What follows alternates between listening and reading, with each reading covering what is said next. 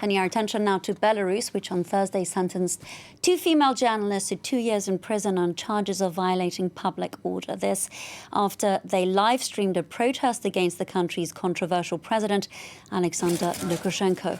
The judge ruled that the women were attempting to coordinate the rally.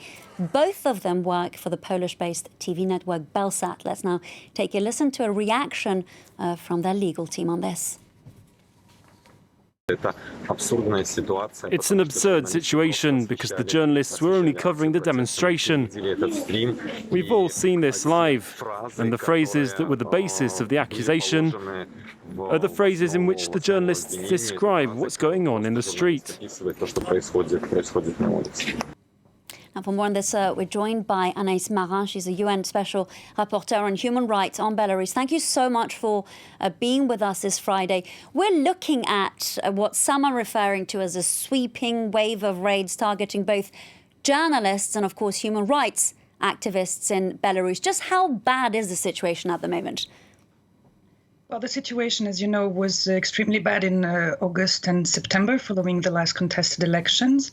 But we have noticed a surge in new protests and repression over the past weeks. They have targeted notably human rights defenders. There have been raids on Tuesday on the offices of Vyasna in several towns in Belarus, but also, as we see, on journalists. And the independence of the media in Belarus has never been satisfactory, never been compliant with the international obligations of Belarus in terms of freedom of expression.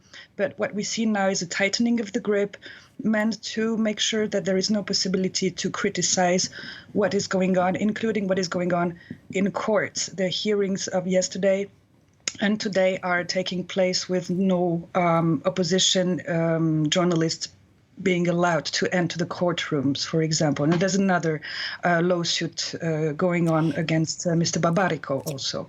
Yes, we will get back to this tightening of the grip that you just mentioned very shortly. Do we have any new information on the condition of the two detained journalists, Daria and Kastiarina? Any information on them at all? How they're doing? Well, you have seen them yesterday. They could be taken in pictures. They seem to be combative because, of course, they understand that this is a politically motivated, arbitrary judgment. So there are still hopes that if things change in Belarus in the coming months, their sentence might be lifted, because it is obviously an abusive sentence, condemning them for simply for doing their job. They were not in any way disturbing public order when they were filming, live streaming. There was thousands of people who were gathering on the Square of Changes on the 15th of November. Absolutely. And would you say that this intimidation, if more briefly, if you can, is indeed proving to be effective? Because it seems that protesters continue to very firmly stand their ground and take to the streets.